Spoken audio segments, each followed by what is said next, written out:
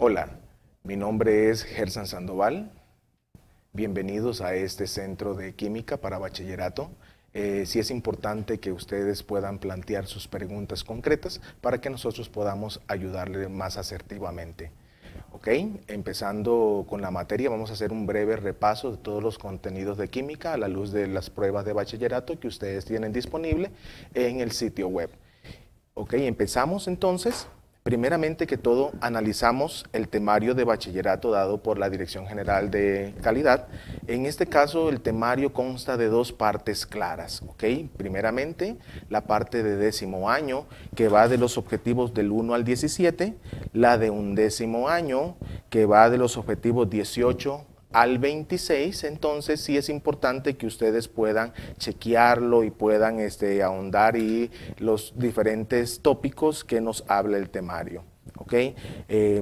Una observación es importante que cuando ustedes puedan leer el ítem, lo lean de la siguiente manera.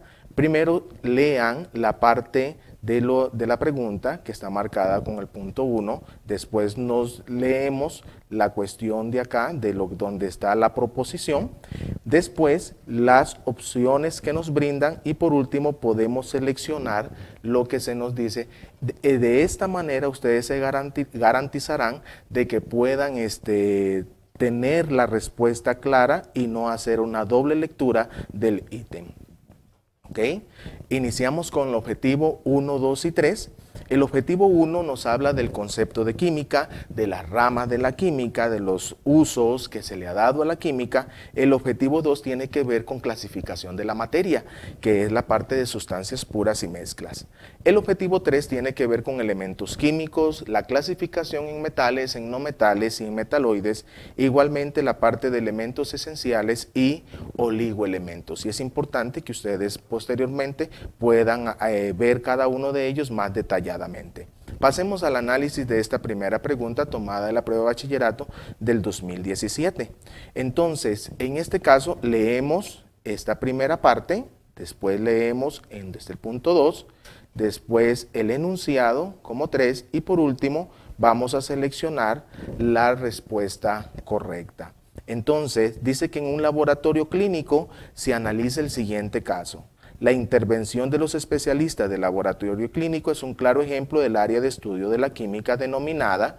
Vean entonces que me están preguntando qué rama de la química es la que se asocia el enunciado anterior. Entonces ya yo sé que es lo que me están preguntando. Ahora dice, un trabajador de una empresa de almacenamiento de productos químicos sufre una intoxicación.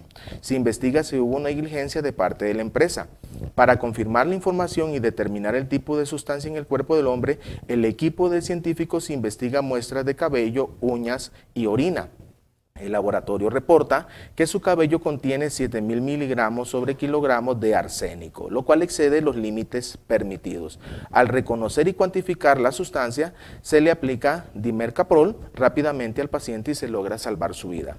Vean que esta parte que está resaltada en amarillo nos dice que el reporte en el cabello contiene 7.000 miligramos sobre kilogramos de arsénico. Con solo eso, inmediatamente yo puedo darle respuesta y simplemente saber que es química analítica, porque la química analítica nos dice qué sustancia hay y cuánto de la sustancia hay presente en el organismo. Para un tipo para resolver un tipo de ítem de esta clase, debo de reconocer los campos de estudio de las diferentes ramas de la química, como lo es la orgánica, la inorgánica, la analítica, la fisicoquímica, la industrial, la nuclear, la bioquímica, la ambiental y también en algunos momentos la química forense. Esta pregunta número 2, vean que inmediatamente de las siguientes proposiciones, ¿cuáles números identifican las proposiciones correctas? Entonces, dice que la gelatina es una disolución formada por soluto y solvente. El aire puro es un coloide. El granito es una mezcla heterogénea, pues sus componentes forman conglomerados. El suero fisiológico es una mezcla homogénea, pues sus componentes se distribuyen en una sola fase. Para poder darle respuesta a este ítem, debo de conocer qué es una sustancia pura. Las sustancias puras se dividen en elementos y en compuestos, pero principalmente, y lo que va a distinguir una sustancia pura de una mezcla, es que las sustancias puras tienen una composición definida, mientras que las mezclas van a tener una composición variable, ¿ok? Vean que en este caso me está diciendo que la gelatina es una disolución. No. La gelatina no es una disolución, va a ser un coloide. ¿El aire puro es un coloide? No, el aire puro es una mezcla de gases, en este caso sería una mezcla homogénea. ¿El granito es una mezcla heterogénea? Sí. El granito tiene diferentes partes donde usted puede observar los componentes que conforman al granito. ¿El suero fisiológico es una mezcla homogénea? ¿Sus componentes se distribuyen en una sola fase? Sí. El suero fisiológico es totalmente homogéneo, tiene una sola fase, tiene una estructura definida, por lo tanto, en este caso, las opciones 3 y 4 serían la respuesta correcta a este ítem. Muy bien. Veamos entonces el siguiente ítem. Nos dice considere las proposiciones y cuáles de ellas son verdaderas. El mercurio es un elemento no metálico, el germanio es un elemento metaloide, el carbono es un no metal, el fósforo es un metal y el sodio es un no metal. Es muy importante que ustedes, muchachos, se sepan el nombre y símbolo de los elementos químicos, principalmente los representativos y algunos de transición. Sí es importante que tengan en consideración cómo se dividen en metales, en no metales, en metaloides, y además de eso saber cuáles son las características asociadas a cada uno de ellos. Por ejemplo, yo puedo decir que un metal tiene brillo, mientras que el no metal va a ser opaco o bien no tiene. Mientras que el metaloide, las características del metaloide van a ser aquellas intermedias entre los metales y los no metales. Si el metal es un excelente conductor, el no metal es un mal conductor, mientras que el metaloide será un semiconductor. ¿Ok? Entonces, en este caso de acá, es importante conocer uno de los instrumentos que nos va a dar en bachillerato, que es la tabla periódica. Ojo, estos que están en verde son los metaloides: el boro, el silicio, el germanio, el arsénico, el antimonio, el teluro, el polonio y el astato, ¿ok? Estos de acá serán los metaloides.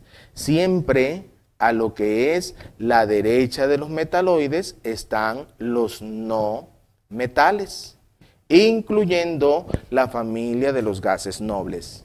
¿Ok? Importante, el hidrógeno es un no metal. ¿Ok? El resto de elementos, que va a ser la mayoría, van a ser metales. Entonces, conociendo esto y sabiendo la estructura de la tabla periódica en metales, no metales y metaloides, ahora sí vamos a darle respuesta al ítem.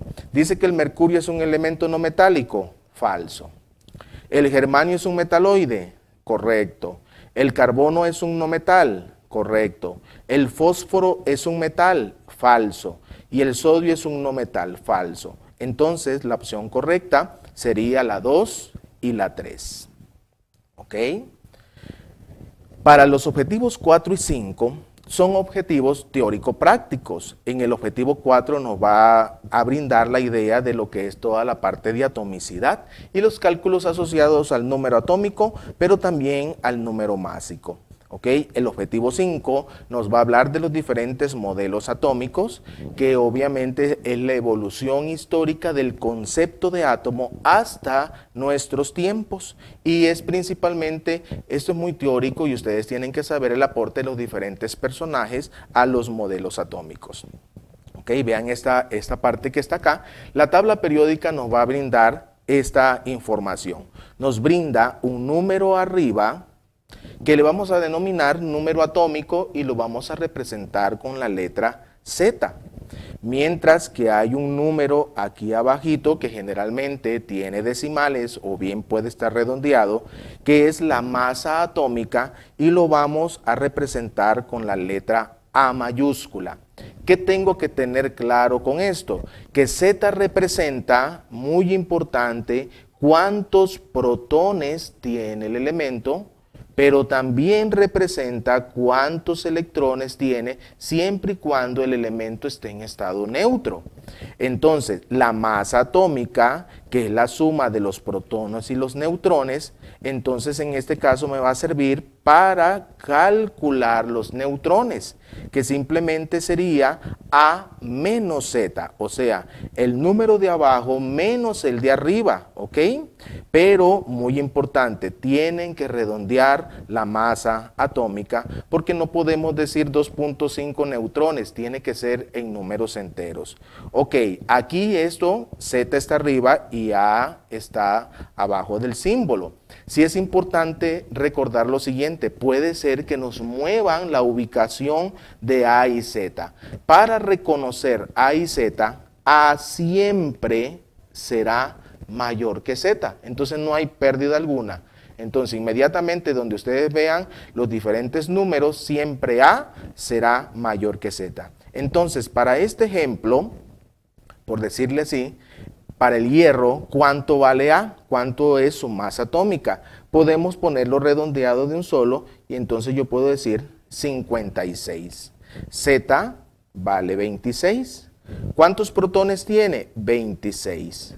¿Cuántos electrones tiene? Como es un átomo neutro, también va a tener 26. Pero ¿cuántos neutrones tiene? Simplemente restamos A menos Z, que en ese caso nos daría 30 neutrones. Sí tenemos que tener cuidado cuando es un ion. Recuerden que los iones ganan o pierden electrones.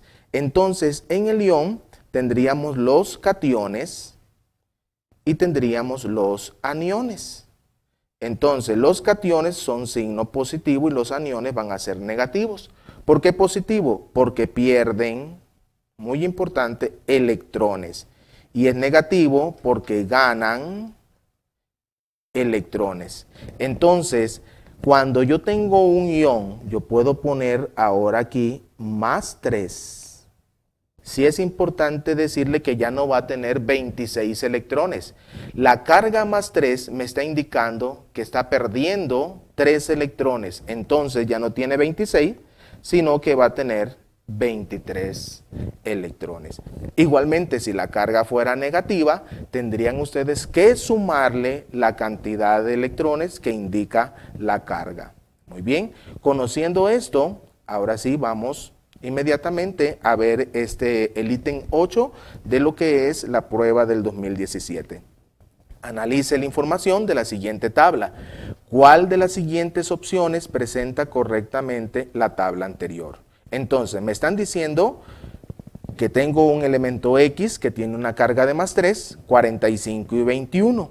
Ok, vean inmediatamente 45 y 21, yo tengo que saber quién es A y quién es Z. Y como les dije anteriormente, A siempre será mayor que Z, entonces el 45 es A y Z es el 21. Entonces, yo ya puedo determinar cuál es el elemento 21. Recuerden que Z es característico de cada elemento químico. Entonces, el elemento 21 es el escandio, que es SC. Entonces, yo ya sé que este es SC. ¿Ok? Pero ahora me dice que A es 45 y que Z es 21. Entonces, simplemente 45 y 21. ¿Ok? Entonces, A es 45 y Z es 21. ¿Cuántos protones tiene? Claro, en este caso, Z representa la cantidad de protones, entonces hay 21. ¿Ok?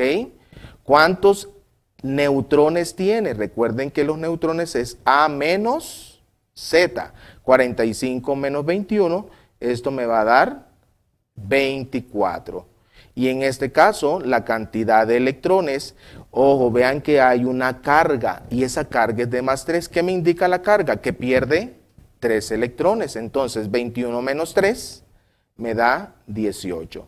Y en este caso, y aquí se nos corrió el cuadrito, la opción correcta es la A. 45, 21, 21, 24 y 18. ¿Ok? Entonces, importante, sepan que el número másico representa los protones y los electrones, el número atómico, el número másico es la suma de los protones y los neutrones. Y la carga afecta solamente a los electrones. ¿Ok? Analicemos este otro ítem, el ítem 10. Pero de la prueba del 2016, nos brindan una serie de representaciones. Dice, observe las representaciones y dice, en relación con las especies químicas se puede afirmar que. Entonces, aquí inmediatamente vemos al nitrógeno 14,7, el fósforo -3, el nitrógeno +3 y el fósforo +3. ¿Ok? Tengo que determinar quién es A y quién es Z. Entonces, 14 y 7. Entonces, la parte de arriba me está diciendo que es la masa atómica y el 7 me está diciendo que es Z. Entonces, analizo el elemento. El primero es un elemento neutro. Tiene 7 protones, tiene 7 electrones y la masa es 14. ¿Ok? El segundo es un anión, principalmente porque tiene carga negativa. El tercero es un catión, porque tiene carga positiva, y el cuarto también va a ser un catión. Pero muy importante, aquí tenemos que ver un concepto que se llama el concepto de isótopo. Los isótopos tienen que tener claro que los isótopos tienen igual cantidad de protones, o sea, igual número atómico, pero diferente cantidad de neutrones. Eso hace que tenga diferente masa atómica. En este caso, ¿cómo sé yo que me están dando un isótopo? Ustedes tienen un patrón de referencia, que es la tabla periódica. Si la masa del elemento que les dan es diferente a la masa que está en la tabla periódica, inmediatamente ustedes saben que eso es un isótopo. ¿Ok?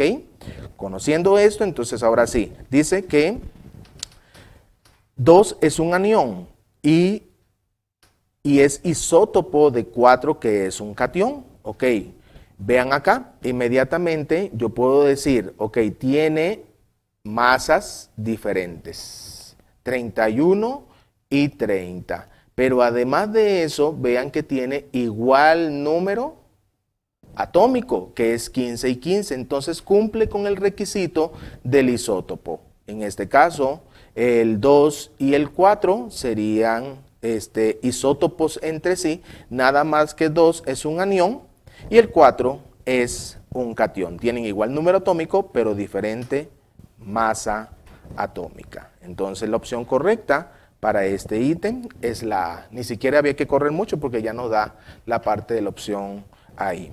Muy bien. Vamos a centrarnos un poquito a un repaso de modelos atómicos. Los modelos atómicos es el concepto de átomo que tenemos actual hasta el día de hoy. En este caso de acá, podemos decir o podemos iniciar primeramente por el modelo griego. Recordemos a Demócrito, que en ese caso, y a Leucipo, que nos dice que la materia está compuesta por átomos que son partículas indivisibles, indestructibles y eternas. ¿Ok? Posteriormente, Dalton retoma ese concepto y nos dice igualmente que la materia está compuesta por átomos, pero además de eso, liga ese concepto a la parte de elementos y compuestos, proponiendo también la ley de las proporciones definidas. En este caso, posteriormente, Thomson descubre el electrón. Entonces dice, no señores, el átomo no es indivisible, sino tiene partes. Y entre esas partes está el electrón y entonces propone el famoso modelo del pudín con pasas. ¿Ok? Posteriormente entra en escena Rutherford y nos dice el átomo, a través de su experimento, la lámina de oro, nos dice que el átomo tiene una zona central donde se concentra la parte positiva, la cual se llama núcleo, y que los electrones están circundando alrededor de ella como planetas que serían en las órbitas. Entonces, inmediatamente con Rutherford se propone la existencia del núcleo atómico, pero entra en escena Niels Bohr, y Bohr nos dice que los electrones están en niveles de energía, Entonces, y que además de eso, los electrones pueden saltar de un nivel a otro nivel siempre y cuando ganen energía, y esa energía es igual a un fotón. Posteriormente, entra el modelo mecánico cuántico, que es este que está aquí, el modelo mecánico cuántico.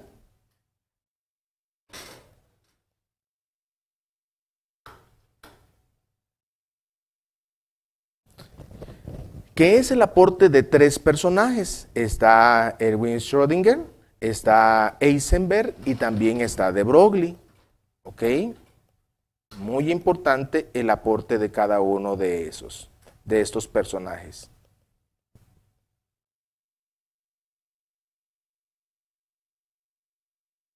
¿Ok? De Broglie nos propone el comportamiento dual del electrón. El electrón se comporta como onda, pero también se comporta como partícula. Heisenberg propone el principio de incertidumbre, que dice que no podemos determinar la velocidad y la posición de un electrón al mismo tiempo. Y Schrödinger nos da una ecuación matemática para poder encontrar la probabilidad de encontrar al electrón. Entonces, con este bagaje de los diferentes modelos atómicos, procedemos a analizar la siguiente pregunta. Entonces nos dice, lea la siguiente descripción de un modelo atómico. El núcleo es una región pequeña. Dice, ¿cuál opción contiene el nombre del científico que realice el aporte anterior? Muy importante eso. Entonces, el núcleo es una región pequeña ubicada en el centro del átomo que posee la carga positiva. En la zona extranuclear se encuentran los electrones de carga negativa y el núcleo posee casi la totalidad del átomo. Inmediatamente, la palabra clave es esta, núcleo. ¿Quién descubre el núcleo? Rutherford. Entonces, la opción C. Aquí tenemos que tener claro lo que es los diferentes modelos y les sugiero que ustedes puedan hacer una línea de tiempo con las características de los modelos para que lo tengan claritito. ¿Ok? Vamos a esta pregunta 12 del 2016. Nos dice, lee algunos aportes que contribuyeron a explicar el modelo actual del átomo. Los aportes descritos, planteados en el orden 1, 2 y 3 por los científicos conocidos como, dice, considera el átomo como una esfera sólida muy densa en la cual se incrustan los electrones. Inmediatamente usted me dice Thomson. ¿Ok? Concluyó que el átomo consta de una parte central llamada núcleo. Claro, este es Rutherford. ¿Ok? Y nos señala los electrones se ubican en niveles de energía definidos. Inmediatamente esto es Bohr. Entonces la opción correcta sería la B. Vean que el conocimiento de los modelos, simplemente ya esto es una pregunta bastante sencilla de darle respuesta. Muy bien, para el objetivo 6 y 7 nos habla de números cuánticos, nos habla de configuraciones, nos habla de estructura de la tabla periódica, de desarrollo histórico, entre otras cosas que debemos de manejar ahí. Entonces, primeramente que todo, debemos de analizar la tabla periódica. Recordémonos entonces que la tabla periódica tiene periodos. ¿Ok? Los periodos va del 1 al 7 y también se repite abajo 6 y 7. Tenemos también grupos, que tenemos el grupo A y el grupo B. Entonces, vean que acá, en esta parte de aquí, voy a agrandarlos un poquito, tendríamos entonces, este es del grupo A, lo ven acá, ¿ok? Saltamos después de esto al 3A, aquí sería el 4A, el 5A, el 6A, el 7A y por último el 8A, ¿ok? Ahora tenemos el grupo B, que son la parte central y los de abajo, estos no tienen grupo. Muy bien. ¿Ok? Ahora, a partir de eso tenemos que ubicar los diferentes bloques. En este caso, podemos decir que estas dos columnas de aquí son representativos. Estas 6 columnas de acá también son representativas. Todos los elementos del centro son los elementos de transición. Y los dos de abajo serían las tierras raras, o bien denominadas transición interna. ¿ok? ¿Ok? Una vez que tengo esto claro, yo puedo ya sacar diferentes cosas de acá. Por ejemplo, los periodos en números cuánticos nos representa AN, que es el nivel. Entonces, yo ya sé si ubico, por ejemplo, al carbono que está por acá, puedo decir que está en el nivel 2, ¿ok? Ahora, muy también podemos decir que estas dos columnas pertenecen al subnivel S, que estas 6 columnas que están aquí, que son representativos, pertenecen al subnivel P, que las del centro pertenecen al subnivel D y las dos de abajo, las de tierras raras, pertenecen al subnivel F. Eso pensando en la parte de números cuánticos. Una vez que yo tengo clara esta estructura, vamos entonces a proceder a la pregunta. Nos dice, ¿cuál opción contiene las estructuras electrónicas de un átomo de boro y uno de cromo respectivamente?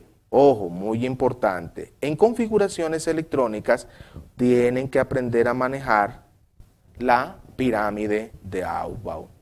La pirámide de Aufbau nos brinda el cómo construir las configuraciones electrónicas.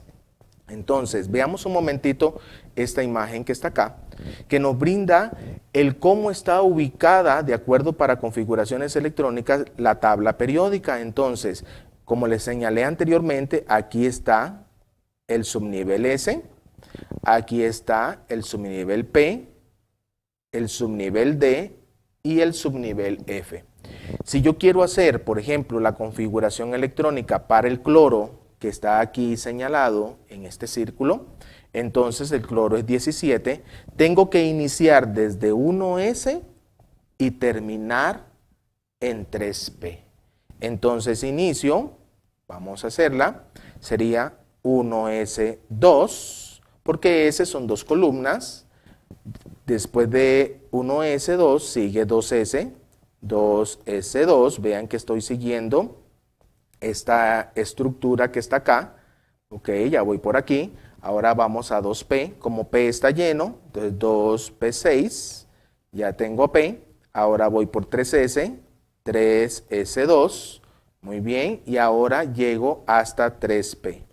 Cuando llego a 3P me detengo y contabilizo la columna en que se encuentra el cloro. En este caso sería 1, 2, 3, 4 y 5. Entonces sería 3P5. ¿Ok? Una vez que tenemos esto, debemos de sumar la cantidad de electrones, 2, 4, 10, 12 y 5, inmediatamente me da 17. Ese número 17 es el número atómico del cloro, ¿ok? Sí es importante considerar que esta configuración se le llama basal.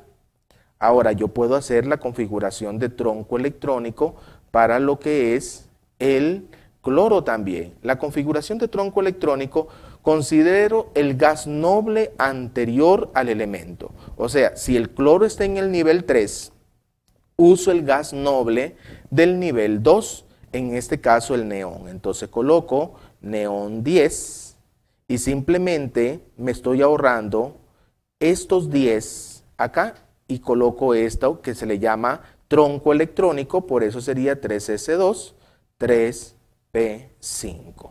¿Ok? Entonces la configuración electrónica de paratronco sería 3S2, 3P5. Importante notar que estos dos, por decirlo así, valores que me están dando aquí, el 2 y el 5, la suma de ellos me brinda la cantidad de electrones de valencia para el cloro. En este caso, tiene 7 electrones de valencia. ¿Ok? Ahora, para resaltar lo siguiente, también que debemos de conocer que en las configuraciones electrónicas existe algo que se llama anomalías. Las anomalías, en este caso, son excepciones a la regla. ¿Ok? ¿Cuáles son las excepciones a la regla? Muy importante. En este caso, contamos 1, 2, 3, 4, todos los elementos que están en este bloque, todos los elementos que están aquí, que es el cromo, el molibdeno y todos los elementos que están en el 1B, que sería el cobre, la plata, el oro, entonces estos tienen anomalía. ¿En qué consiste la anomalía de ellos? En que le voy a quitar un electrón a S y se lo voy a dar a D para semillenarlo. Entonces la anomalía sería S1D5. Mientras que la anomalía del cobre hacia abajo de él sería en este caso NS1ND10. Entonces esto es importante manejarlo. Solamente esos elementos tienen anomalía. Veámoslo un momentito por acá. Entonces, los que tienen anomalía es el cromo, el molibdeno, el wolframio y el ciborgio.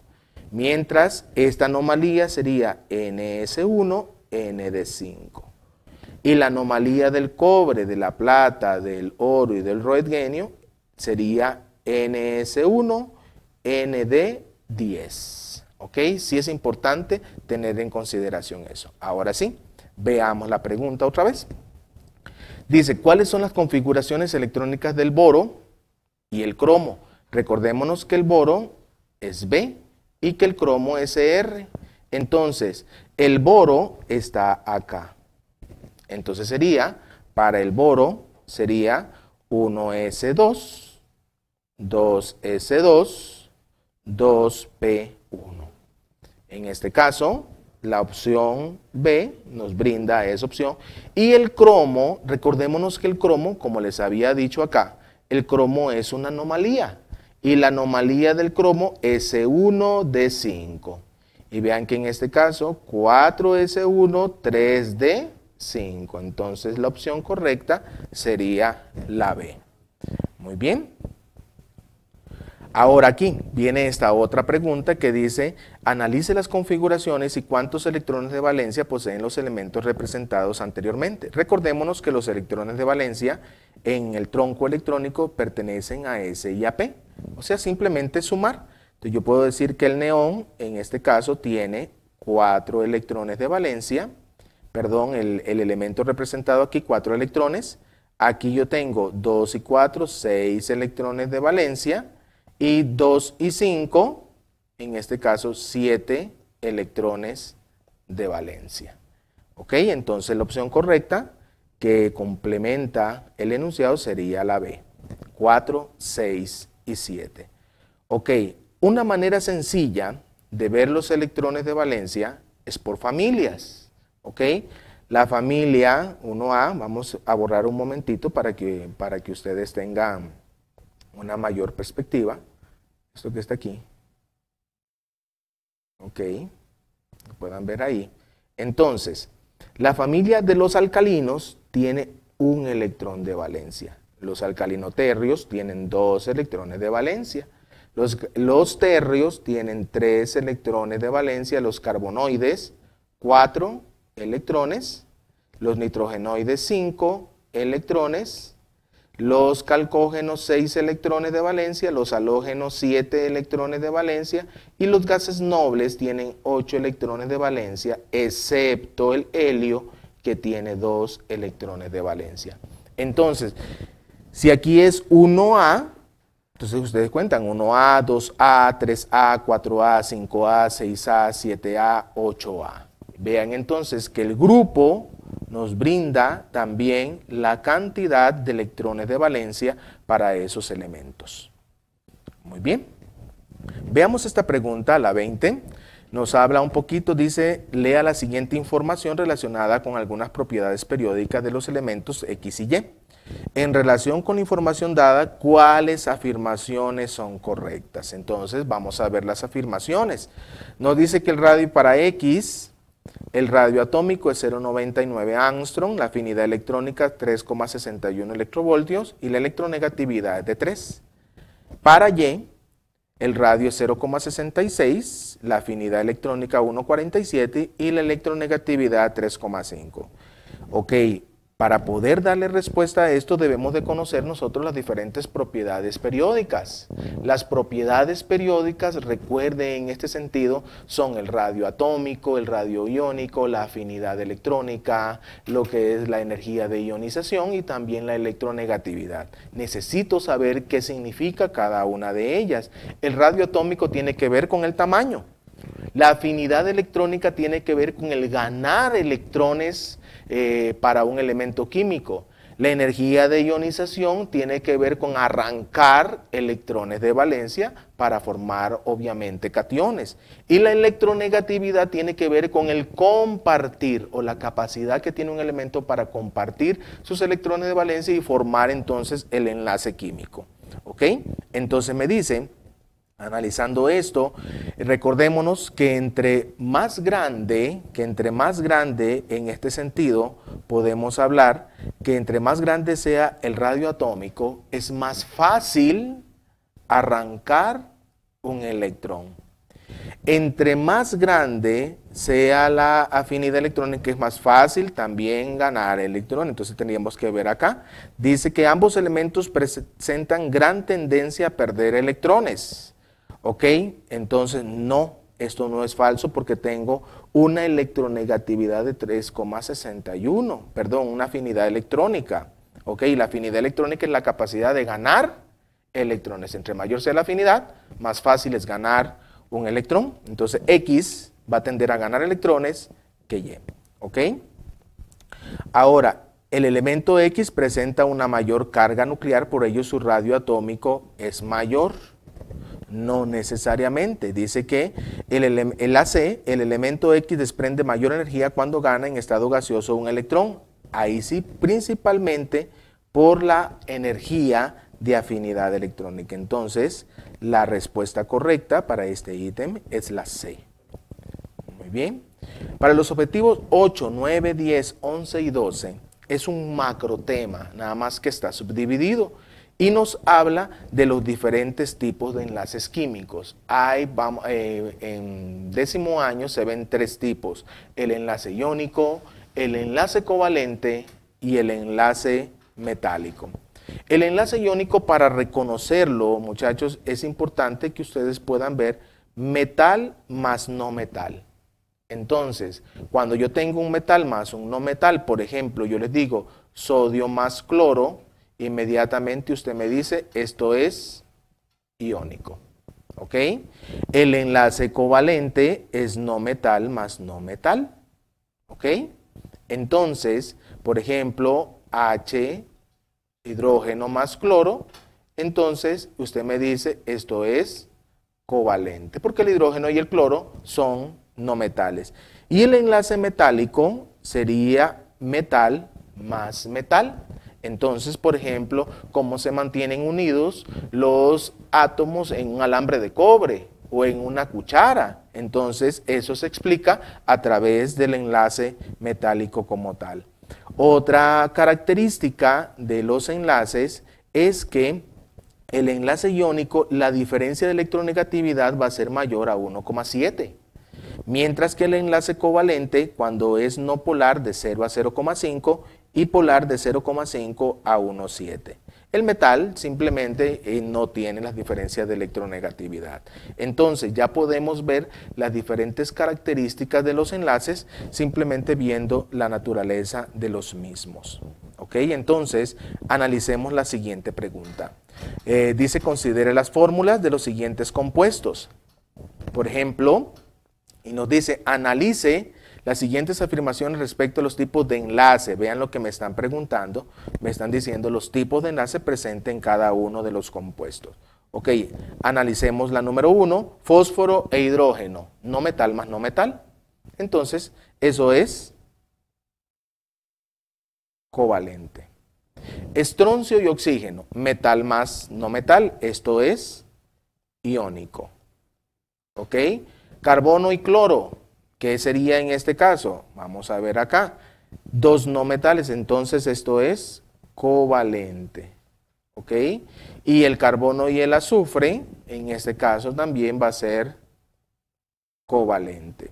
¿Ok? Entonces, veamos ahora sí las afirmaciones. ¿Uno de estos compuestos tiene enlace iónico? Sí, hay un enlace iónico. Solo 2 de estos compuestos presentan enlace covalente. Falso. Hay 3 enlaces covalentes. 1 y 2 tienen enlace iónico. Dice no, el 1 no. Entonces esto es falso. 1, 3 y 4 dice presentan enlace covalente. 1, 3 y 4 sí, y 2 presenta enlace iónico, correcto. Entonces la opción es la B, 1 y 4. Entonces, vea que simplemente reconocer iónico metal más no metal, covalente no metal y metálico metal más metal. El ítem 26 nos habla de las estructuras de Lewis. Principalmente tendríamos ahí que jugar con los electrones de valencia. Sí es importante que ustedes sepan los electrones de valencia y cómo jugar con ellos para hacer las diferentes estructuras. Entonces, dice, ¿cuál de las estructuras anteriores son correctas? ¿Qué debo de considerar en las estructuras? Recordémonos esto. Recordémonos la regla del octeto. ¿Qué dice la regla del octeto? Que el átomo central, o bien también los periféricos, obviamente hay sus excepciones, deben de tener 8 electrones de valencia a su alrededor. Entonces, veamos este carbono. Este carbono tiene, cada rayita representa 2 electrones, y 2 que tiene ahí, 2, 4, 6 y 2, 8. El nitrógeno tiene 2, 4, 6 y 2, 8. Muy bien, entonces este cumple con la regla, ¿ok? Ahora veamos este carbono de acá. Entonces, ese carbono de aquí me dice que tiene 2, 4 y el enlace doble serían 4, 8. ¿Ok? Igualmente debo de verificar que los oxígenos tengan 8 electrones. El hidrógeno solamente se conforma con 2, entonces el hidrógeno es una excepción. En este caso, también la opción es correcta. Pero vean esta última estructura. Esta última estructura, ¿cuántos electrones tiene alrededor el bromo? El bromo tiene 2, 4, 6, 8 y 2, 10 electrones de valencia. Entonces, inmediatamente se me pasa. Los únicos que pueden ampliar su octeto, el fósforo lo puede ampliar a 10 electrones de valencia cuando se une con 5 elementos, y el azufre lo puede ampliar a 12 electrones de valencia, pero cuando se une con 6 elementos. El bromo no, entonces esta estructura está equivocada. Para ahí entonces la respuesta correcta sería la opción A. Muy bien. Ahora veamos esta otra, el 28, la pregunta 28 del examen del 2016. Dice, considere la siguiente representación de una molécula con respecto a los átomos de carbono enumerados 1 y 2. ¿Cuál opción es correcta? Entonces analicemos los átomos 1 y 2. Aquí, ¿qué tengo que ver? Muy importante, cuando tenemos enlaces simples, por ejemplo, carbono-carbono, carbono otro elemento, la hibridación es sp3. Si yo tengo un enlace doble, la hibridación es sp2. Y si tengo enlaces triples, la hibridación es sp. Entonces, si yo veo el carbono 1, alrededor del carbono solo hay enlaces simples. Por lo tanto, la hibridación va a ser sp3. Pero en el carbono 2, vean que hay un enlace doble. Entonces, la hibridación es sp2. En este caso, la opción que presenta la respuesta correcta sería la C. La 1 presenta hibridación sp3 y además de eso, podríamos decir los enlaces. Ahora, muy importante, con respecto a los enlaces sigma o pi. Ok, cuando son solamente enlaces sencillos, solo hay enlaces tipo sigma. Entonces, este sigma, esto es sigma, esto es sigma y esto es sigma. Aquí, inmediatamente yo puedo decir que aparte de tener una hibridación sp3, hay 4 enlaces sigma alrededor. Si es un enlace doble, muy importante, uno es sigma y el otro es pi. Pero si es un enlace triple, ojo, sigma, pi y pi. para que ustedes lo consideren de acuerdo a las variantes que nos den ahí. Entonces, la opción C sería la respuesta correcta. Para el ítem 29 de la prueba del 2017 nos dice, analice las siguientes representaciones de moléculas. ¿Okay? A partir de las representaciones es correcto afirmar que. Entonces, aquí nos habla de un concepto muy importante que se llama polaridad. La polaridad puede venir de dos fuentes. Puede venir de la diferencia de electronegatividad o bien puede venir por geometría molecular. ¿Ok? Si la geometría es simétrica, la molécula es no polar. Si la geometría es asimétrica, la molécula es polar. ¿Qué significa esto? En este caso, cuando es asimétrica, tiene pares de electrones de valencia libres en la estructura. Y aquí, por decirlo así, se presentan solo enlaces sencillos alrededor de la estructura cuando la geometría es simétrica. Entonces, veamos un momentito las diferentes geometrías. Tengo una estructura lineal, como esta que está aquí. ¿Ok? Tengo una estructura angular, véanlo acá, y vean que acá hay electrones libres. Entonces, generalmente las estructuras lineales, siempre y cuando los átomos periféricos sean iguales, son no polares. Pero si un átomo es diferente, inmediatamente se vuelve asimétrico y es polar. Las angulares, vean que tiene electrones libres, siempre serán polares, ¿ok? La piramidal trigonal, vean que tiene electrones libres, entonces siempre será polar, ¿ok? La plana triangular siempre será, en este caso, las planas triangulares son no polares, porque simplemente los vectores se cancelan. Las tetraédricas también son no polares. Ojo, importante, los átomos periféricos, estos que estoy pintando acá, deben de ser iguales. Si hay un átomo diferente, inmediatamente se convierte en polar, porque no es simétrico. Las bipiramidal trigonal también serán no polares y las octaédricas también serán no polar. Entonces, no polar, no polar. ¿Ok? La piramidal es polar, la angular es polar, y las lineales generalmente son no polares siempre y cuando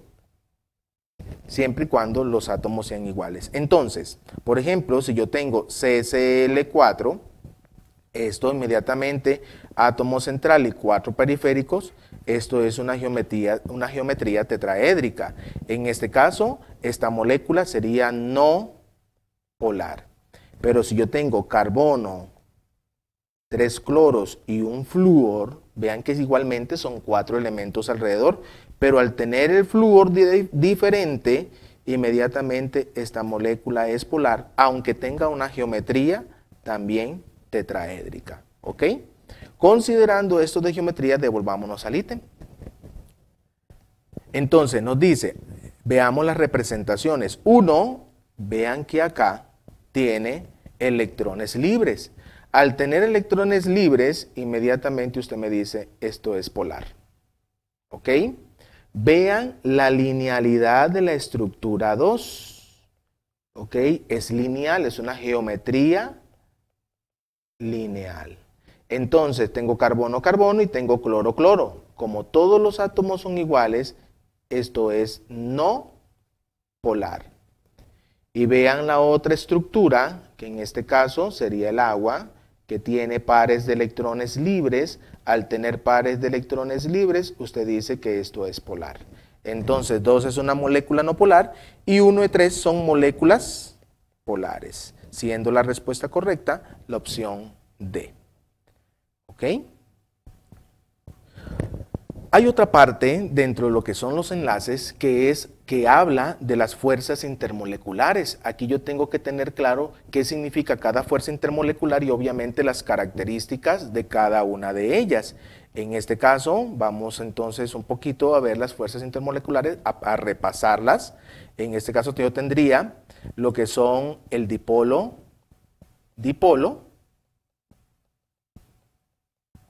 tendría dipolo inducido, tendríamos las fuerzas de dispersión, o bien denominadas London, y tendríamos además de eso los puentes de hidrógeno, y tendríamos algo que se llama ion dipolo, que prácticamente son las diferentes fuerzas intermoleculares. ¿Cómo reconocerlas? El dipolo, cuando tengo covalente polar más covalente polar.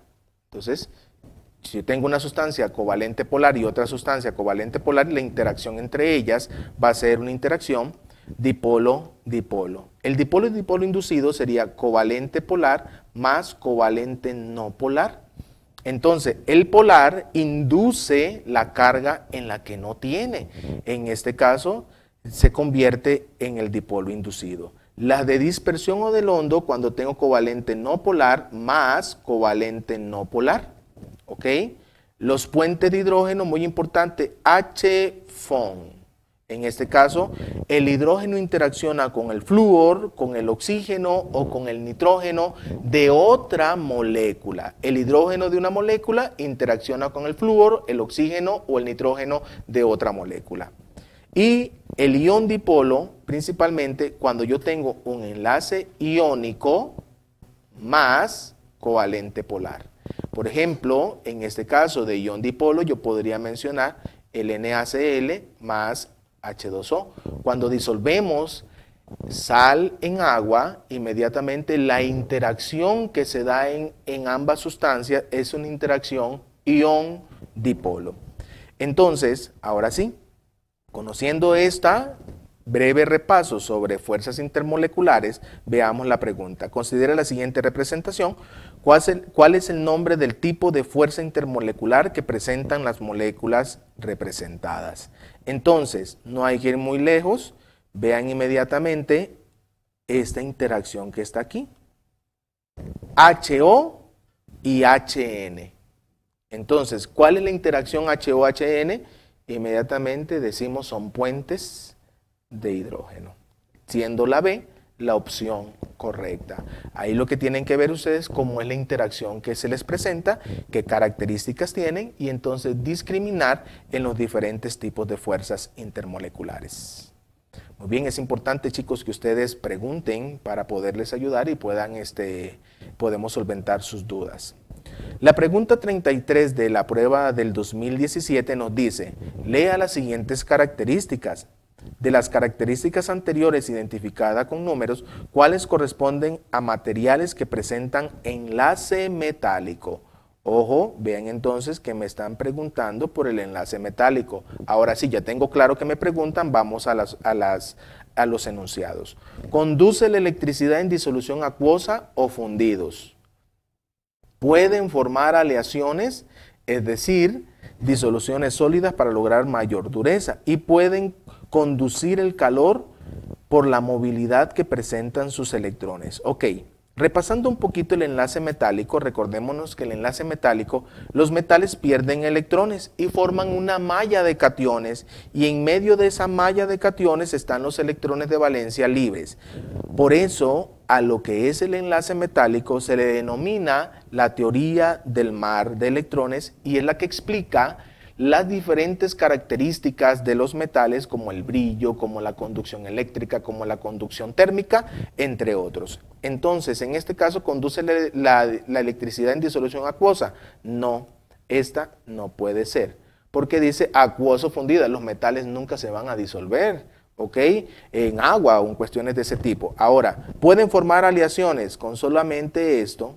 Usted me dice, eso es un metal. ¿Puede conducir el calor por la movilidad de sus electrones? Claro, entonces 2 y 3 serían las opciones correctas. ¿Ok?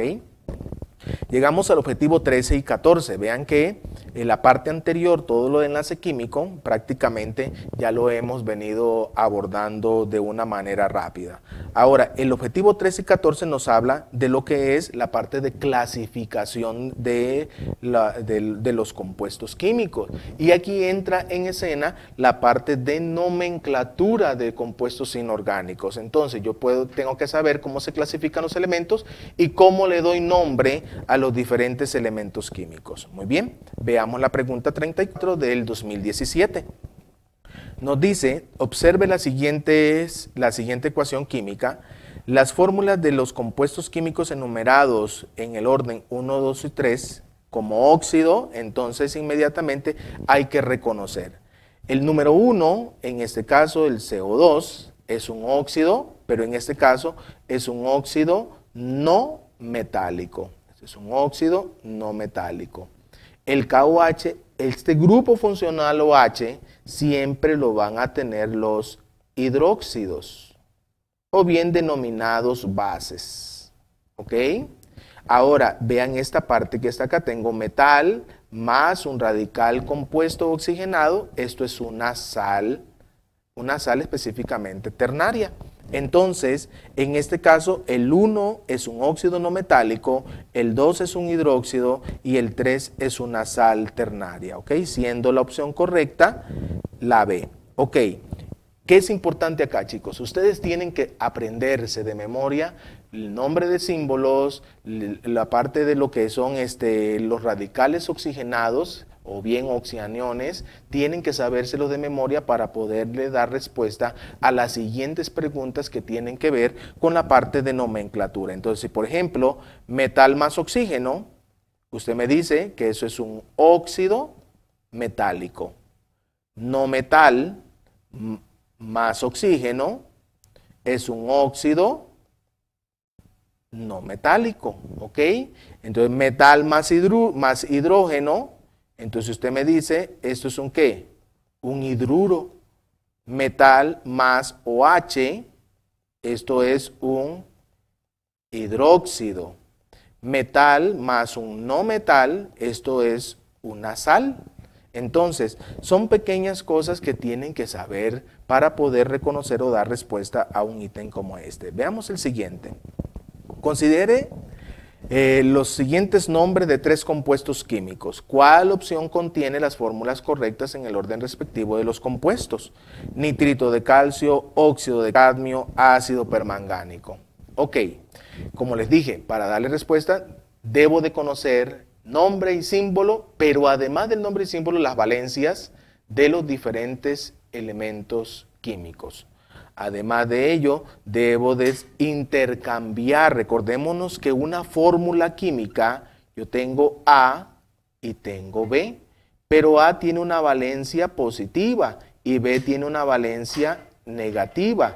Entonces, debo de intercambiar las valencias. Entonces, si yo tengo calcio más 2 y oxígeno menos 2, intercambio y me queda KO. 2, 2, pero se simplifica, entonces la fórmula correcta sería KO.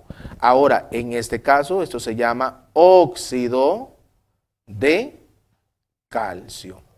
Debo de tener en consideración la parte de que en este caso podemos darle nombre a través del sistema Stock o bien a través del sistema estequiométrico, dependiendo del compuesto que me den. Entonces, veamos las opciones que nos dan. Nitrito de calcio. Entonces, el calcio y el nitrito es NO2. Entonces, como el calcio es 2, NO2, 2. Óxido de cadmio. El cadmio es CD. Y el óxido oxígeno, entonces, como el cadmio es más 2 y el oxígeno es menos 2, se simplifica y me queda CdO. Y el ácido permangánico, que es un ácido oxácido que tiene la forma de H más radical compuesto o oxigenado, en este caso el permanganato, que es MnO4 con valencia menos 1. Entonces, en este caso me quedaría HMnO4. ¿Ok? Vean entonces que debo de saber los radicales oxigenados para darle respuesta a este tipo de ítem. En este caso, la opción correcta sería la D. Tenemos que tener claro las normas de nomenclatura para los diferentes grupos funcionales de compuestos inorgánicos. Entonces, un poquito aquí de repaso. Para los óxidos metálicos sería simplemente el nombre óxido de y le doy el nombre del metal. Si es un óxido no metálico, utilizo los prefijos, por ejemplo, monóxido de carbono. Si es un hidruro, simplemente hidruro de y le doy el nombre del metal. Y si el metal tiene varias valencias, debemos de ponerle en números romanos, etcétera, etcétera. Y aquí viene la parte de hidróxidos, de sales binarias, de los ácidos hidrácidos, que tienen que decirme si es un gas o bien tienen que decirme si es acuoso para darle el nombre correcto. Si es un gas, simplemente el radical simple de hidrógeno, por ejemplo, sulfuro de hidrógeno. Pero si es acuoso, la terminación uro cambia por hídrico, entonces ácido sulfídrico, ¿ok? Si es un oxácido, como el que vimos anteriormente, se coloca la palabra ácido y el nombre del radical compuesto. Nada más que la terminación ito cambia a oso y ato cambia a ico. En este caso, por ejemplo, si es carbonato, ácido carbónico. ¿Ok? Entonces son reglas básicas que debemos de manejar. ¿Ok? Sabiendo esto, vamos a la pregunta 39 del 2017 y dice, lea la siguiente lista de nombres de compuestos. En relación con las fórmulas de los compuestos citados, ¿cuál de las siguientes opciones es correcta? Entonces, yoduro de hidrógeno. Entonces, en ese caso, sería HI. Como es yoduro de hidrógeno, está en estado gaseoso. Sulfato de amonio. El amonio es NH4. Pero como el sulfato tiene valencia 2, entonces NH4,2SO4. Hidruro de calcio sería CH2. Y el ácido bromoso, en este caso, bromoso tiene que ver con bromito. Entonces el bromito es BrO2. Sería el ácido bromoso, sería HBrO2. Entonces, ¿cuál de las opciones es correcta? 2 es NH4,2SO4, 1 es HBrO3, 3 es H2Ca, está mal escrito, y 4 es HBr. Entonces, la única opción correcta es la A. ¿Ok? Muy bien.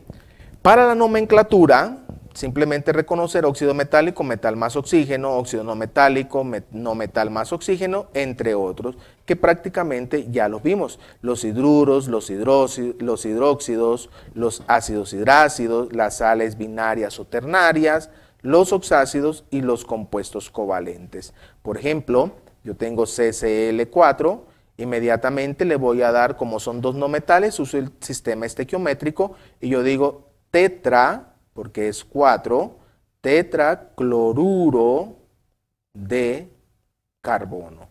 ¿Ok?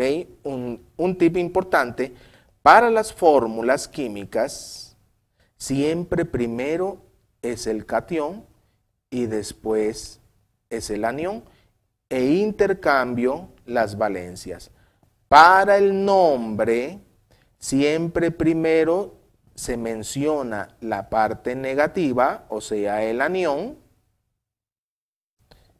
y después se menciona la parte positiva, que es el catión. Generalmente yo digo entonces óxido de y el nombre del metal. Un cierto tip para que ustedes puedan ubicarse en el cómo hacer las fórmulas y en el cómo darle nombre dependiendo de los compuestos. ¿Ok? El objetivo 15 y 16 nos habla de reacciones y ecuaciones químicas y nos habla de los tipos de reacciones. Combinación, descomposición, la parte de desplazamiento y la parte de doble desplazamiento, doble sustitución o bien doble descomposición, que es la misma cosa. Entonces analicemos el ítem 41 del 2017. Considere las ecuaciones que se ofrecen a continuación. Las ecuaciones que están correctamente balanceadas se identifican con los números tales, ¿ok? Cuando hablamos de balanceo, muy importante, el balanceo tiene que ver con la ley de conservación de la masa, ¿ok? Cuando hablamos de la ley de conservación, Quiere decir que la misma cantidad de elementos en los reactivos los debo de tener en los productos. Entonces tienen que ver cuántos azufres tengo de un lado y cuántos azufres tengo del otro lado de la ecuación. Entonces, la flechita me separa la ecuación, por decirlo así, la flechita me separa la ecuación en dos. Los reactivos y los productos. Entonces, para poder balancear, yo agrego coeficientes numéricos adelante para poder entonces darle la misma cantidad de elementos tanto en los reactivos como en los productos. Por ejemplo, yo digo aquí, hay 2 azufres, pero aquí hay solo 1. Entonces, esta ecuación no está balanceada. Vean esta otra parte de aquí. Aquí yo tengo un nitrógeno y aquí hay un nitrógeno. Bien, entonces un nitrógeno, estamos equilibrados. Pero tengo 3 hidrógenos y 2 son 5. Y aquí tengo 4 y 1, 5. Un oxígeno y un oxígeno, la 2 está balanceada. Vean en la número 3, tengo 2 potasios, 2 potasios. Tengo 2 por 1, 2 cloros. Tengo 2 por 1, 2 cloros. Ahora 2 por 3, 6 oxígeno y 3 por 2, 6. La 3 también está balanceada. Y la número 4, veamos inmediatamente, 2 hidrógenos, 2 hidrógenos. Ok, un zinc, 2 cloros, 2 cloros. También está balanceada, siendo entonces la opción D la respuesta correcta para este tipo de ítem. Ok, por ejemplo, si yo tengo C5H12 más oxígeno y esto me produce, en este caso, CO2 más H2O. ¿Ok? Yo tengo que buscar balancear los carbonos, los hidrógenos y posteriormente los oxígenos.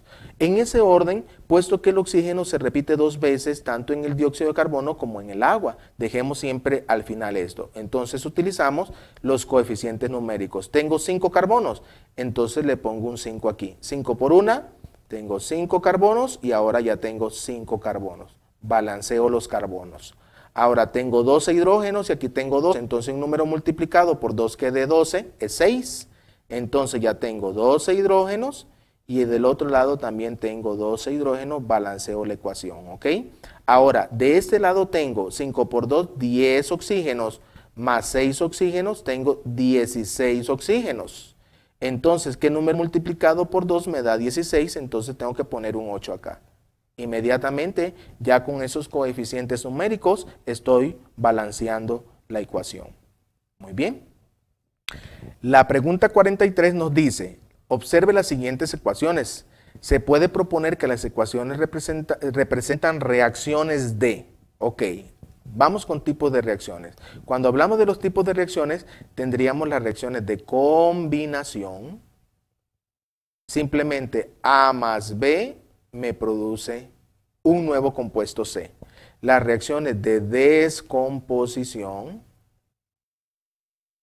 ¿ok? Donde tengo C, que por acción del calor, de la acción de la energía, simplemente A más B, ¿ok? Tengo las reacciones de desplazamiento, en este caso, donde un elemento va a desplazar a otro, entonces tengo, por ejemplo, AB más C, y digamos C es positivo, entonces desplaza a A que es positivo, y entonces me queda CB más A. Y las reacciones de doble desplazamiento, o bien doble descomposición, que también es denominada de esa manera, en este caso sería que yo tengo AB más CD, positivo, negativo, véanlo de esta manera, extremos por extremos y medios por medios. Entonces, A se queda con D y C se queda con B, siempre el positivo y el negativo, positivo y negativo. Aquí, en las de doble desplazamiento, no sufren variantes los números de oxidación, entonces tienen que respetar los números de oxidación e intercambiarlos para poder hacer los productos correctos. Entonces, veamos estas ecuaciones que están aquí. Dice, observe las ecuaciones, cuáles de las ecuaciones presentan reacciones de A A y C son ácido-base.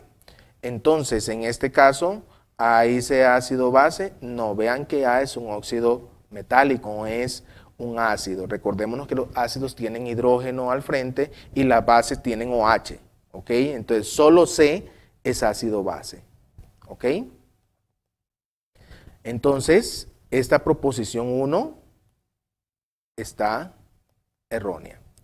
A y B son de combinación y C es de descomposición. Ok, vean inmediatamente que A tengo dos reactivos y obtengo un producto, entonces de combinación. La B, tengo dos reactivos y tengo dos, no, la B no es de combinación, entonces esta inmediatamente descartamos opción 2. La número 3, A es de combinación. Sí, ya nosotros vimos que A es de combinación. Perfecto. Ahora, B y C son de doble descomposición. Ok, muy bien. Sí, correcto. Entonces, estas son de doble descomposición. Entonces, la 3 es correcta. Ahora, A es exotérmica, es de precipitación y C es de neutralización. Ok, aquí hay otros tipos de reacciones. Cuando hablamos de reacciones exotérmicas son aquellas que liberan energía. Entonces, por ejemplo, esta ecuación que tiene la energía como producto también puede catalogarse como exotérmica, ¿ok?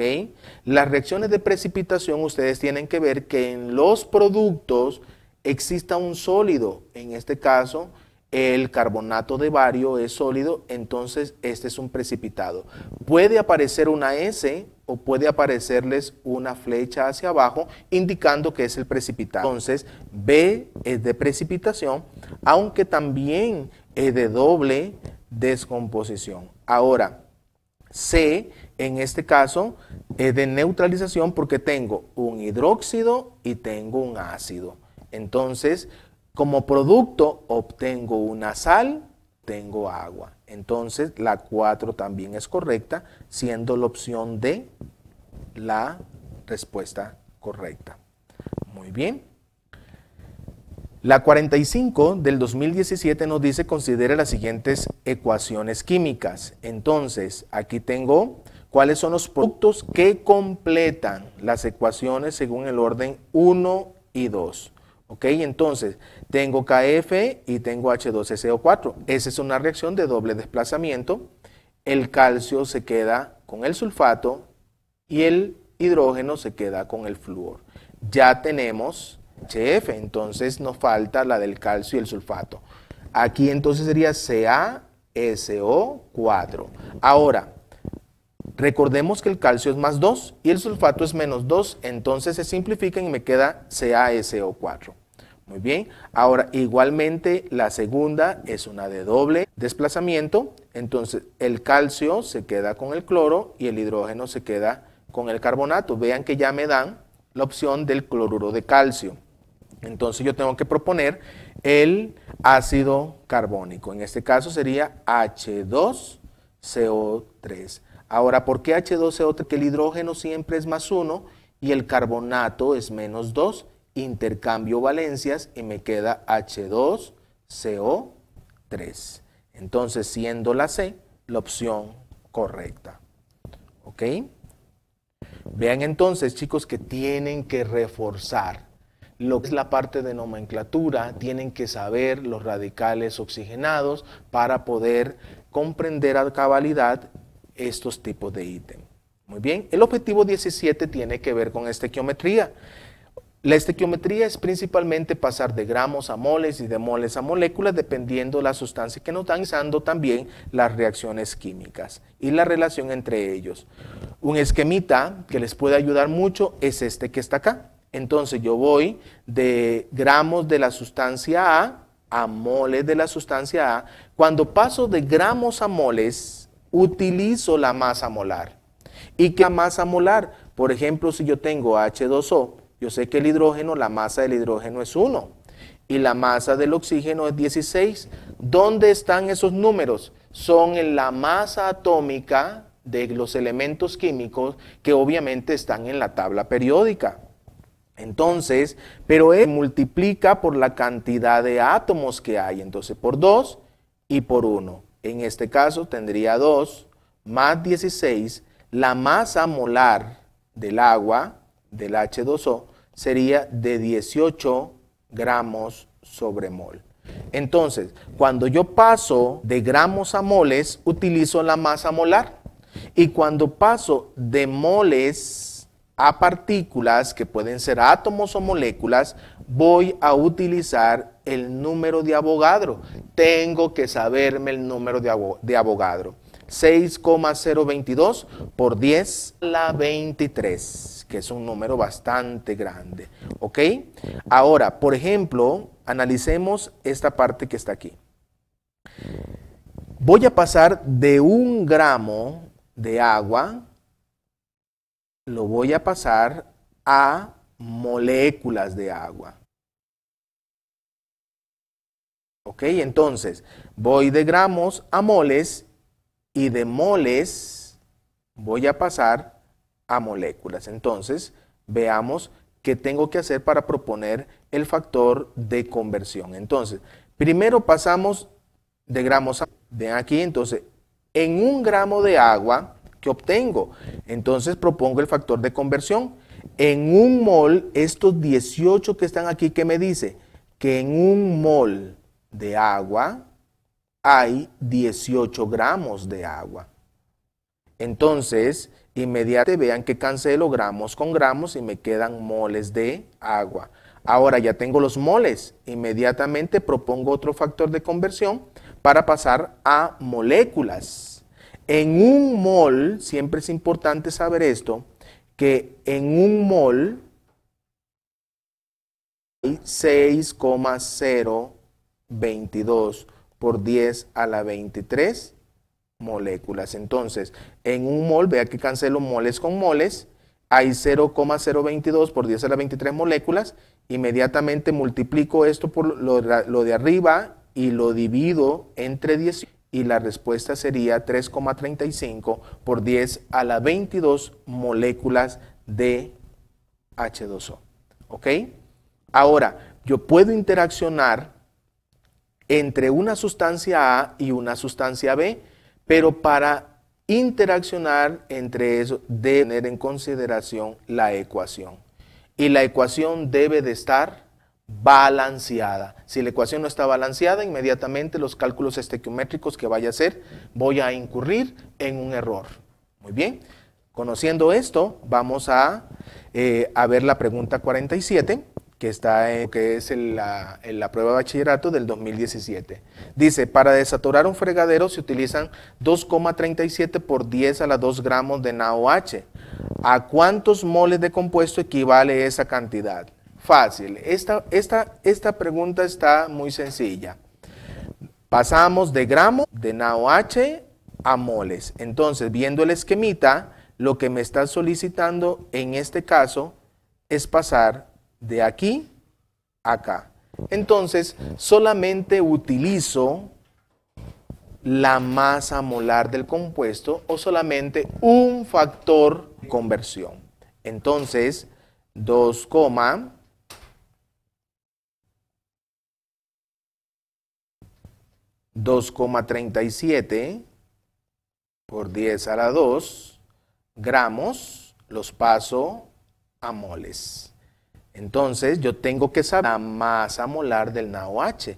El sodio es 23, el oxígeno es 16 y el hidrógeno es 1. Entonces la sumatoria, esto me da 40 gramos sobre mol. Entonces, en 1 mol hay 40 gramos de NaOH.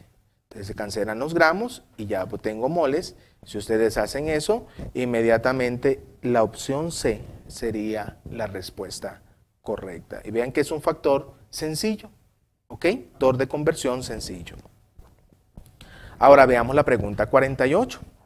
Si se oxida completamente 856 gramos de glucosa, ¿cuál es la cantidad, muy importante esto, en gramos, pero de dióxido de carbono? Y vean que partimos de 856. Entonces, quiere decir, y viendo la ecuación química, tengo que partir de acá para llegar aquí.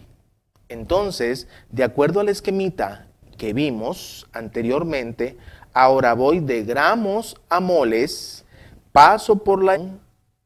llego y tengo que llegar a la parte de moles de acá, y obviamente después de los moles tengo que subir arriba a la masa de B. Entonces, ese esquemita me está diciendo, realice 3 factores de conversión concatenados. ¿Ok? Entonces, vamos a darle respuesta. Pasamos los 856 gramos de glucosa a moles. Tengo que saber que la glucosa, en ese caso la masa molar de la glucosa, la masa molar es de 180 gramos sobre mol. Entonces, 856 gramos los paso a moles. En un mol hay 180 gramos. ¿Ok? Ahora ya tengo moles de glucosa. Ahora, un mol de glucosa produce 6 moles de dióxido de carbono. Entonces, un mol, voy a ponerle aquí, de glucosa produce 6 moles de CO2. Entonces, glucosa se cancela con la glucosa, gramos de glucosa se cancelan con los gramos de glucosa. ¿Ok? Ahora, no me están pidiendo moles de dióxido de carbono. ¿Qué me están pidiendo? Gramos. Inmediatamente pasamos de moles a gramos. Yo tengo que saber la masa molar del dióxido de carbono, que en ese caso sería el carbono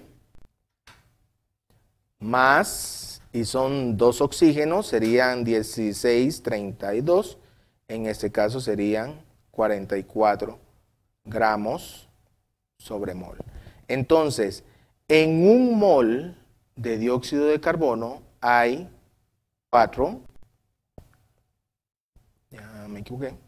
44 gramos de CO2. Entonces, multiplicamos lo de arriba, lo dividimos entre abajo y eso me da 1255 gramos. ¿Ok? Vean entonces que, como lo habíamos dicho, que les mostré anteriormente, que es este que está aquí, tendríamos un factor de conversión, 2 factores de conversión, 3 factores de conversión. Entonces aquí están concatenados 1, 2, 3, de acuerdo al esquemita que se les propone. ¿Ok? Vamos a la pregunta, el objetivo. El objetivo 18, de aquí en adelante, es un 5º año. ¿Ok? Nos habla de los tipos de mezclas, de las disoluciones, de las mezclas groseras, de los coloides, de las características, nos habla de propiedades coligativas y nos habla de las características del agua. Veamos la pregunta 52. Dice, lea la siguiente situación. La situación descrita se manifiesta porque y ahí nos queda. Veamos la situación.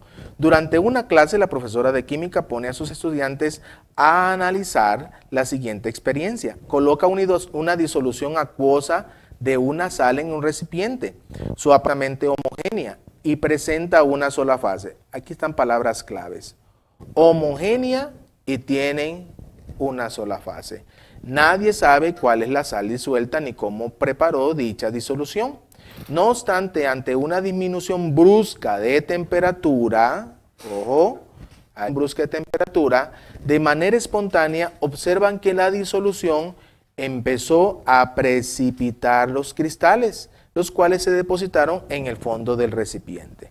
Ok, tenemos que hablar un poquito de los tipos de disoluciones. Tendríamos las disoluciones insaturadas, las saturadas y las sobresaturadas. En las insaturadas hay menor cantidad de soluto. Las saturadas, el soluto está en equilibrio. Y las sobresaturadas hay una mayor cantidad de soluto. Muy importante, en las sobresaturadas, al existir una mayor cantidad de soluto, tienen que calentar para poder disolver el exceso de soluto. Ahora, cuando estas se vienen enfriando, estas cristalizan fácilmente. Entonces, de acuerdo a estas características que se les propone, la disolución que está realizando la profesora es una disolución sobresaturada, puesto que con el cambio de temperatura empezó a precipitar cristales. Entonces se cristaliza. Generalmente las disoluciones son inestables, siendo la opción correcta la C. Muy bien. Veamos la 53. Dada la siguiente figura, se muestran 3 vasos con 100 mililitros de agua cada uno. El número 1 contiene agua pura. El 2 y el 3 tienen 5 y 10 de glucosa respectivamente. Ok, tengo el solvente puro, que es el primer vaso, y tengo 2 disoluciones. Esta primera que tiene 5 gramos y esta que tiene 10 gramos de glucosa. Esta es agua pura. ¿Ok? Entonces, dice, con respecto a los puntos de congelación y ebullición de esos líquidos, podemos decir, el concepto que me están brindando acá es el concepto de propiedad coligativa. Y ustedes dirán, ¿qué es eso? Las propiedades coligativas son las propiedades que tienen las disoluciones que se asocian específicamente a la cantidad de soluto que se les brinde en la disolución. Entonces, en este caso yo tengo que comparar las propiedades del solvente puro, que en el caso es el 1, con respecto a las otras 2 disoluciones. A mayor cantidad de soluto, así va a ser mayor la variación de la propiedad coligativa específica. ¿Cuáles son las propiedades coligativas? Presión de vapor, punto de ebullición de congelación y la presión osmótica, que serían las 4 propiedades coligativas. Entonces, ¿cómo van a variar? En este caso, si me hablan de punto de congelación y punto de ebullición, a mayor cantidad de soluto, la sustancia se congela a temperatura. ¿Ok? En este caso, yo puedo decir que la sustancia que se congela más rápido sería el agua pura y la que tarda más en congelarse sería la número 3 porque tiene mayor cantidad de soluto. Si hablamos del punto de ebullición, a mayor cantidad de soluto, mayor es el punto de ebullición. Entonces, ¿cuál de esas sustancias hierve más rápido? El agua pura. ¿Cuál va a tardar en hervir? La número 3 porque tiene mayor cantidad de soluto. ¿Ok? Considerando esto, vamos a ver el ítem. Dice, en este caso, ¿1 tiene el mayor punto de ebullición? No, lo tiene 3. Entonces, esta primera descartada inmediatamente. ¿3 tiene el mayor punto de ebullición? Sí, porque tiene mayor cantidad de soluto. Y el menor punto, sí, porque tiene mayor cantidad de soluto. Entonces, ya no tenemos que correr mucho. La opción B sería la respuesta correcta. ¿Ok? Para el objetivo 19, tenemos que sabernos estas formulitas. 4 fórmulas: porcentaje masa-masa, porcentaje masa-volumen y molaridad. La molaridad es la relación entre moles de soluto y litros de disolución. Generalmente ahí tenemos que hacer, en este caso, conversiones. Si me dan gramos, los paso a moles, ¿ok? Dependiendo del problema que se me brinde. Veamos la pregunta 56. ¿Qué cantidad de gramos de sulfato de cobre, cuando me dan la masa molar de 160 gramos sobre mol, se necesitan para preparar 1500 mililitros de una disolución que tiene una concentración de 2.7 mol sobre litro? Ok. Número 1, debemos de convertir los 1500 a litros. En este caso sería 1,5 litros. Ahora, después de eso vamos a aplicar, tendríamos que la ecuación de la molaridad, M es igual a N entre L. Moles entre litros. Pero vean aquí que me están pidiendo los gramos. ¿Okay? Tengo que despejar esa ecuación y calculo los moles. N es igual a la molaridad por los litros. Entonces, N sería, en este caso, 2,7 mol sobre litros y multiplicado por 1,5 litros. ¿Ok? Aquí es litro. Los litros se cancelan y esta me da la cantidad de moles. Una vez que tengo la cantidad de moles, este resultado lo tengo que convertir a gramos. Entonces, los moles los convierto a gramos y de esta manera voy a usar este factor de conversión. Entonces, los moles que me dan X mol, entonces estos moles inmediatamente los vamos a convertir a gramos. En un mol hay 160 gramos. Entonces, esta respuesta de sulfato de cobre que me dan, que serían 648 gramos de sulfato de cobre. Ahí está el pensamiento lógico para que ustedes puedan meter los datos en la calculadora y constatar la respuesta. Muy bien. Objetivo 21, 22 y 23. Uno se elimina, de acuerdo a la nueva propuesta, se elimina de lo que es la prueba de bachillerato. Pero él, por decirlo así, era uno de los temas más sencillitos que hay, así que no hay mucha cosa que decir. El objetivo 22 y 23 nos habla de las características del carbono y además de eso, los son alcanos, alquenos, alquinos, aromáticos, entre otros. ¿Ok? Veamos entonces la pregunta 59. Ya vean que esto es la última parte de quinto año. Se supone que ya tenemos que tener un poquito más fresco esta materia para que ustedes lo puedan reforzar. Dice, lea las siguientes proposiciones. ¿Cuáles números identifican las proposiciones correctas? Vean, proposiciones correctas. Ok, el carbono tiene la capacidad de enlazarse consigo mismo para formar compuestos de largas cadenas, sí. Y a esa propiedad se le llama homocombinación.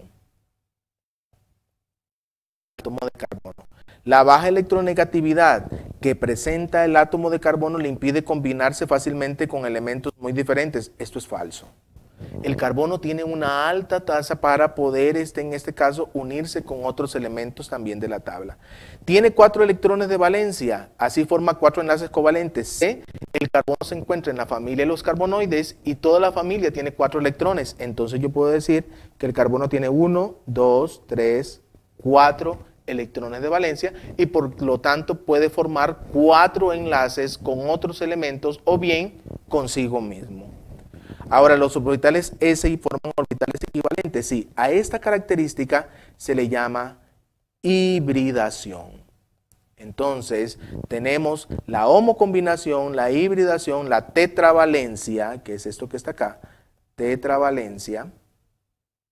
Hay otras características adicionales como el anfoterismo, el alotropismo, que son propias del carbono. Entonces, ¿cuáles son las proposiciones correctas? 1, 3 y 4, siendo la opción A. ¿Ok?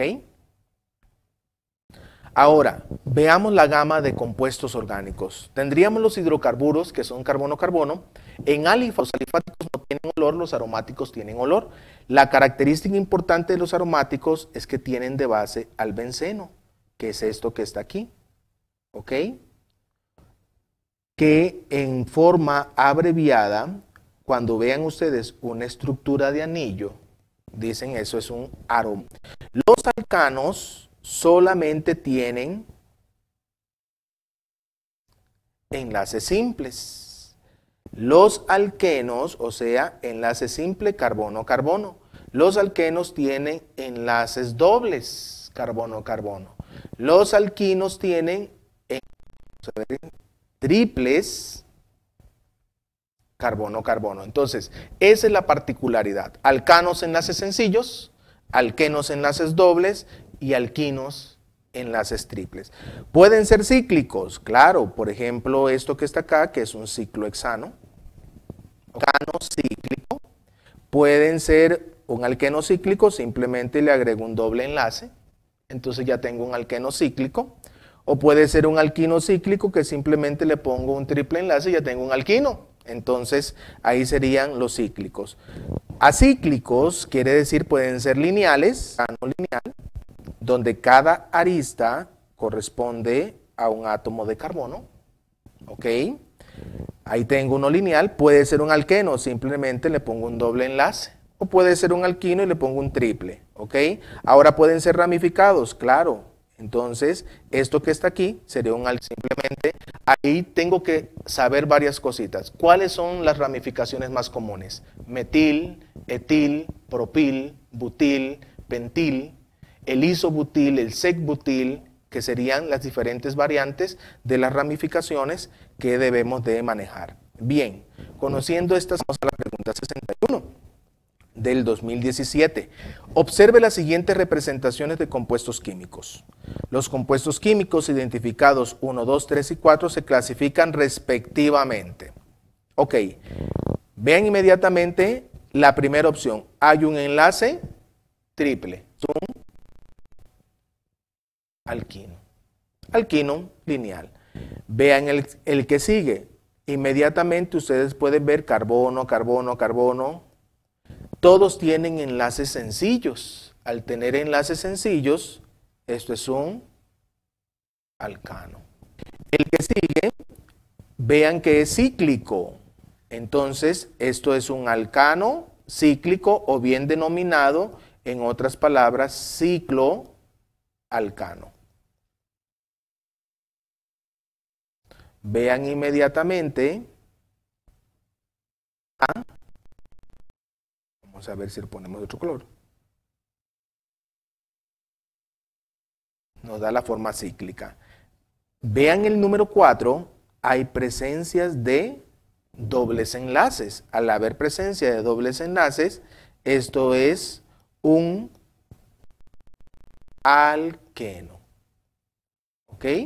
Eno porque es un alqueno, los alquenos tienen dobles enlaces. Entonces la opción B es la que nos brinda la respuesta correcta. Alquino, alcano, cicloalcano y cicloalqueno. ¿Ok? Muy importante, los tienen enlaces sencillos, los alquenos tienen enlaces dobles y los alquinos tienen enlaces triples. Vamos a la pregunta 65. ¿Cómo le damos nombre a una cadena como esta? ¿Ok? Siempre es importante, cuando ustedes van a dar nombre a sustancias orgánicas, identificar más larga de carbonos. Puede estar en diferentes orientaciones, no siempre está de manera lineal. Entonces ustedes tienen que buscar la cadena más larga. Una vez que tienen la cadena más larga, tienen que empezar a enumerar en uno de los extremos. ¿Dónde empiezo? A la ramificación el menor número posible. Siempre y cuando sea muy importante, un alcano. Pero si es un alqueno, tiene prioridad el doble enlace. Entonces, tienen que numerar de modo que el doble enlace tenga el menor número. Y si es un alquino, tienen que el enlace tenga el menor número posible. Ahora sí, analicemos la pregunta 65. Dice, analice la siguiente representación. ¿Cuál opción contiene el nombre del compuesto representado según la nomenclatura IUPAC? Ok, entonces, número 1, identifico más larga. 1, vean que tendría la cadena más larga, es esta que está aquí. Ok, una vez que tengo identificada la cadena larga, tengo que empezar a enumerar. O empiezo aquí, o empiezo acá. La numeración. Me define la numeración el triple enlace, porque es un alquino. Ya inmediatamente con la presencia del triple enlace, usted me dice, eso es un alquino. Entonces, enumero la cadena, sería 1, 2, 3, 4, 6, 7, 8, 9 y 10 carbonos. ¿Ok? Una vez que tengo enumerada la cadena, procedo a identificar las ramificaciones. En este caso, esta ramificación, tengo otra ramificación que está acá. Cuando es C2H5, esto se llama etil.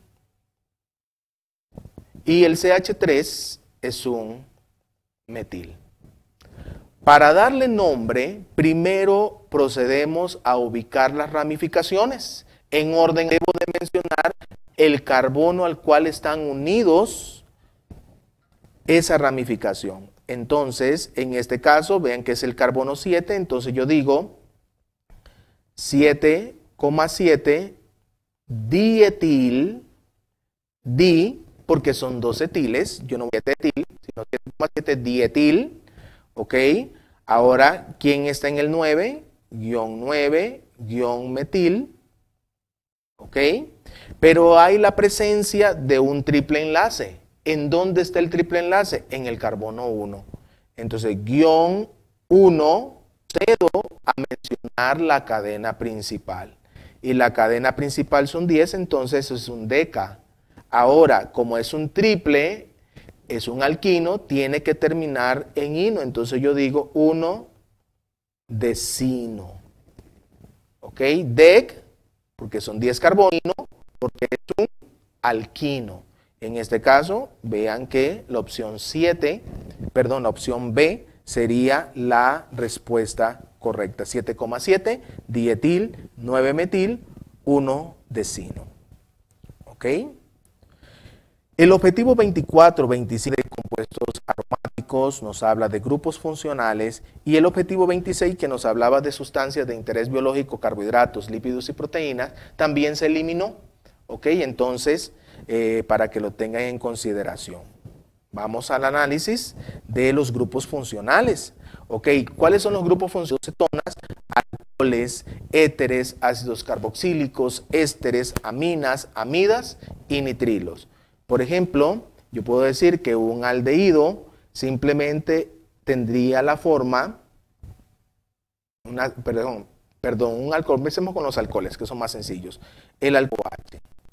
Muy importante, para reconocer un alcohol van a tener el grupo funcional OH, ¿ok? Los éteres son sencillos, sería R, O, R. Las R's representan cadenas de carbonos, que pueden ser alquinos o alquinos, simplemente unidos por ese grupo funcional. En este caso, el grupo funcional de los alcoholes sería el hidroxilo, y el grupo funcional de los éteres sería el oxi, ¿ok? Los ácidos carboxílicos son muy importantes, en este caso sería R o H. Entonces, ese sería el ácido carboxílico. Pero los ésteres, que es un derivado de ácido carboxílico, sería RCO o R. Vean que la H es cambiada por una cadena y se convierte en un éster. Las aminas son muy importantes, sería RNH2, pero las aminas pueden ser primarias, secundarias o terciarias dependiendo de la cantidad de grupos R que hay. Las amidas sería RN,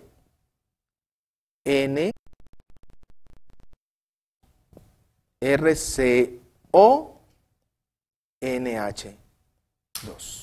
Entonces vean que el grupo carbonilo, que es el doble enlace con el carbono oxígeno, está presente en las amidas. Los nitrilos es simplemente carbono triple enlace con el nitrógeno, que a ese es el grupo funcional ciano.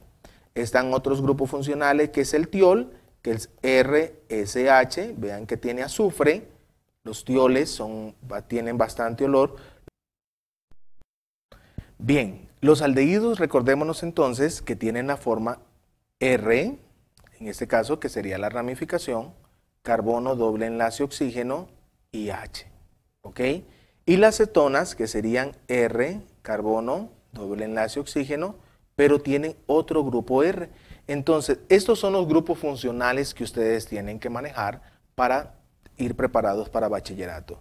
Principalmente en el reconocimiento de cada uno de ellos. Muy bien, considerando esto, inmediatamente nos vamos a la pregunta 68. Dice, analice la siguiente fórmula de un compuesto en relación al compuesto representado. ¿Cuál de las opciones es la correcta? Entonces, principalmente es reconocer los diferentes grupos funcionales. Entonces, veamos. Este que está aquí, inmediatamente COH, inmediatamente usted me dice que esto es un aldehído. ¿Ok? Vean esta que está acá, el NH2 es una amina. ¿Ok? Pero el CONH2, esto es una amida. Entonces, en un solo compuesto pueden existir varios grupos funcionales. Entonces, inmediatamente vemos acá que corresponde a un éster. No, ahí no hay ningún éster. ¿Tiene un grupo hidroxilo? Tampoco hay un grupo hidroxilo. El grupo hidroxilo es OH. Dice, es un ácido carboxílico. En este caso no hay ácidos carboxílicos y podemos decir entonces con propiedad que la opción D tiene un grupo amida, que es este que está acá, que ya lo habíamos mencionado, es el único que estaría dentro de las opciones correctas, ¿ok? Igual, chicos, apréndanse esta parte de acá, para que ustedes lo tengan presente en los diferentes grupos funcionales. Esta parte de los grupos funcionales es demasiado interesante que ustedes la puedan visualizar. Bien, analicemos la pregunta 68. Considere las siguientes fórmulas estructurales condensadas, ¿ok? Según, vean lo que dice aquí, el grupo funcional se clasifican respectivamente como, en este caso, estaríamos hablando, véanlo muy claramente, me dicen el grupo funcional, veamos los dos compuestos que se me brindan. Ojo, vean esto que está acá, el CO, R y R.